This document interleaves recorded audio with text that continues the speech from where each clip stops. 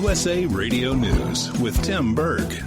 Testifying in a House hearing on Thursday, Acting Homeland Security Secretary Kevin McAleenan is saying that an unprecedented number of illegal aliens are trying to make their way into the United States. He also stressed that the numbers are beyond crisis levels. Ohio Republican Congressman Jim Jordan accuses the Democrats of playing politics. They deny the resources for 2.5 months, and then when the problem gets so bad, they say, oh, it's your fault. They finally send the money, but they still put limitations on you because they want the political issue. When we're talking about kids, we all care about the kids.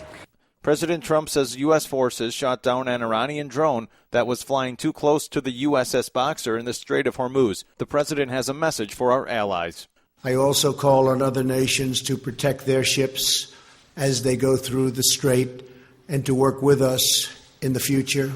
This is USA Radio News. NASA has big plans moving forward, as we hear from USA Radio Network's Chris Barnes. As NASA is marking 50 years since the historic first moon landing in 1969, NASA Administrator Jim Bridenstine says the nation's focused on even bigger space achievements. So here's the thing. I'm the first NASA administrator in history who was not alive the last time we landed on the moon. Oh, my goodness. What we have to make sure we do is we have stunning achievements to inspire the next generation. And President Trump has put out very clearly that he wants to put an American flag on Mars. Some AT&T UVerse and DirecTV customers could soon lose access to their local CBS stations. The current contract between CBS and AT&T is set to expire this weekend, which means some CBS-owned stations could be dropped. Both companies are warning customers and blaming each other for the possible outages. AT&T is the largest pay TV provider in the U.S. with over 24 million subscribers. And you're listening to USA Radio News.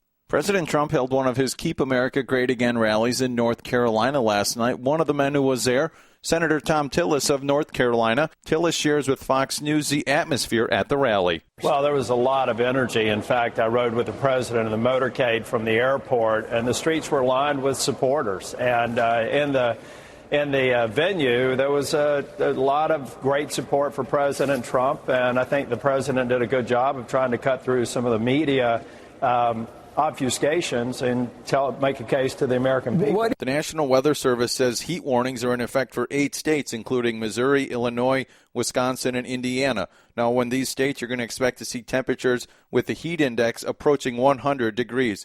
Dr. Diane Hess has some tips for you on how to stay cool. Well, the first thing is to make sure that you're in a cool, dry place.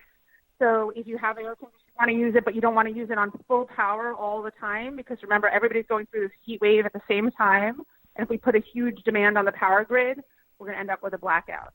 So you can keep your apartment cool or your house cool with a little bit of air conditioning, but don't put on full blast. If you don't have air conditioning, make sure you have a fan, because it keeps out about 40% more of the heat if you keep your shades down.